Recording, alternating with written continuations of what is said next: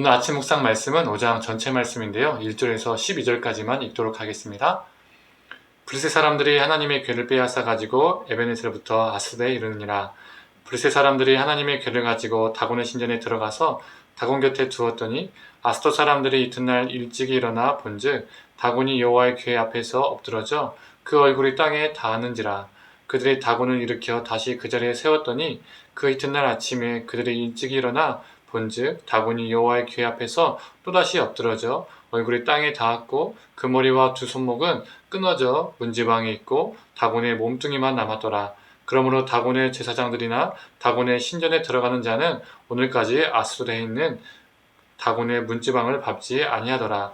여호와의 손이 아스돗 사람에게 엄중히 더하사 독한 종교의 재앙으로 아스돗과 그 지역을 쳐서 망하게 하니 아스돗 사람들이 이를 보고 이르되 이스라엘 신의 궤를 우리가 함께 있지 못하게 할지라. 그의 손이 우리와 우리의 신 다곤을 친다 하고 이에 사람을 보내어 블레셋 사람들의 모든 방백을 모으고 이르되 우리가 이스라엘 신의 궤를 어찌하려 하니 그들이 대답하되 이스라엘 신의 궤를 가드로 옮겨가라 하므로 이스라엘 신의 궤를 옮겨갔더니 그것을 옮겨간 후에 여호와의 손이 심히 큰 환난을 그 성읍에 더하사 그 성읍 사람들의 작은 자와 큰 자를 다 쳐서 독한 종기가 나게 하신지라. 이에 그들이 하나님의 궤를 에그론으로 보내니라. 하나님의 궤가 에그론으로 이른즉 에그론 사람이 부르짖어 이르되 그들이 이스라엘 신의 궤를 우리에게로 가져다가 우리와 우리 백성을 죽이려 한다 하고 이에 사람을 보내어 블레셋 모든 방백을 모으고 이르되 이스라엘 신의 궤를 보내어 그 있던 곳으로 돌아가게 하고 우리와 우리 백성이 죽임당함을 면하게 하자 하니 이는 온 성읍이 사망의 환난을 당함이라. 거기서 하나님의 손이 엄중하심으로 죽지 아니한 사람은 독한 전기로 치심을 당해 성읍의 부르짖음이 하늘에 사무쳤더라. 아멘. 오늘 아침 묵상을 들으신 우리 모든 성도님들에게 하나님의 은혜가 있기를 간절히 소망합니다. 블레셋과 이 전쟁에서 이스라엘은 대패를 경험했었습니다. 그리고 블레셋은 언약궤를 빼앗아 갔었죠. 그런데 왜 블레셋은 이 언약궤를 가져갔을까요? 자기 나라에서 십계명 공부를 좀 하려고 언약궤를 가져간 걸까요? 하나님을 한번 열심히 믿어보려고 이 언약궤를 가져갔던 것일까요? 아니죠. 어제 말씀드린 것처럼 그 당시 전쟁은 단순히 나라와 나라, 민족 간의 전쟁이 아니라 신과 신의 전쟁이었었습니다.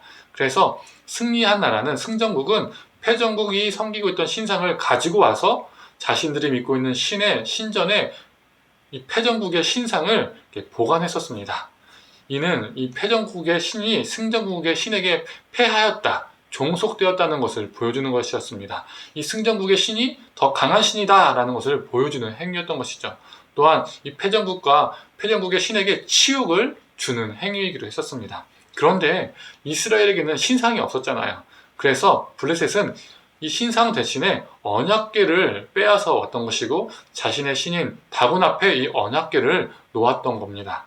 이는 이스라엘 신 여호와 하나님을 포로로 끌고 와서 자신들의 신 다곤 앞에 놓음으로써 어떻게 합니까? 여호와가 자신의 신 다곤에게 무릎을 꿇었다라고 보여주는 것이었던 것이죠. 즉 여호와는 다곤의 졸개라는 겁니다. 속으로 겉으로 이런 생각을 했겠죠. 이 블레셋 사람들은 출애굽의 엄청난 역사를 우리가 들었었는데 여호와라는 신 별거 아니구나. 이 여호와라는 신도 우리 신 앞에서는 졸개일 뿐이야 라는 생각을 했을 겁니다. 하나님의 입장에서는 정말 치욕적인 사건이었던 겁니다. 그런데 무슨 일이 일어나죠? 다음날 아침 자신들이 섬기고 있는 다곤 신상이 언약궤 앞에 엎드려져 있는 겁니다. 그 신상의 얼굴이 땅에 닿아 있는 것을요 발견하게 됩니다. 마치 어떤 모습과 같습니까? 마치 언약궤 앞에 이 다곤 신이 납작 엎드린 모습, 언약궤 앞에 절하고 있는 모습과 너무 비슷하죠. 그 모습을 연상하게 만듭니다. 사람들은 급히 이 다곤 신상을 이렇게 세웁니다. 이게 뭘 보여주는 걸까요? 이 다곤이라는 신은요, 인간이 세워주지 않으면 결코 스스로 일어날 수 없는 신이라는 겁니다. 인간들이 치켜 세워주니까 신 대접을 받는 것이지 실제로는 아무런 능력이 없는 신이라는 거죠. 그리고 그 다음날 무슨 일이 일어나죠? 다곤 신상이 또 엎드려져 있습니다. 그런데 단순히 땅에 엎드려져 있는 것뿐만 아니라 이번에는 머리와 두 손목이 다 끊어지고 몸뚱아리만 남아 있었습니다. 산산조각이 난 것이죠. 그리고 이후에 블레셋 땅에는 재앙이 내립니다. 독한 종기재앙이 그 땅을 쳤습니다. 온 성의 비명소리가요 하늘에 사무쳤습니다. 다곤이라는 신은요 자신들의 백성들이 고통당할 때에 그 백성들을 구해낼 수 없었습니다. 이 사건들이 무엇을 보여주는 걸까요? 다곤의 신이 더 강하고 뛰어난 신이 아니라 우리 여호와 하나님이 강하시고 유일하시며 참된 신이라는 것을 보여주고 있습니다. 다곤은 하나님 앞에서 산산이 부서질 우상 조각일 뿐이라는 것이죠. 하나님은 블레셋에 붙잡히는 치욕을 친히 감당하심으로써 블레셋 땅에서 다곤의 승리가 아니라 여호와의 승리를 친히 보여주고 계십니다. 여기서 참 웃긴 것은요, 블레셋 사람들은요 어떤 신이 더 강한지 몸소 경험하고 있습니다. 어떤 신이 참 신인지 지금 목격하고 있다는 것이죠. 자신의 신들은 자신들을 구해주지 못하고 있습니다. 그런데 여호와 하나님이 계속 자신들 향해서 재앙을 내리고 있습니다. 그런데 다곤을 포기하지 못합니다. 재앙이 내렸는데도 어떻게든 여호와 하나님을 다곤의 포로로 잡아넣기 위해서 언약궤를 포기하지 못하고 언약궤를 이 도시 저 도시로 계속 보내기만 합니다. 우리가 이러할 수 있다는 겁니다. 누가 참 신인지 누가 참 구원자인지 우리는 분명 알고 있지만 다른 우상을 어떻게든 붙잡고 있는 인생일 수도 있습니다. 그러나 성도님들, 우리가 붙잡으려 하는 그 우상들은 다 무너집니다. 다 산산조각이 납니다. 오직 여호와 하나님만이 홀로 서시고 오직 승리하십니다. 우리가 헛된 우상을 붙잡는 인생이 아니라 패하지 않으시고 승리하시는 여호와 하나님만을 붙잡는 삶을 살아가는 오늘 하루가 되기를, 우리 인생이 되기를 간절히 축원합니다. 함께 기도하겠습니다.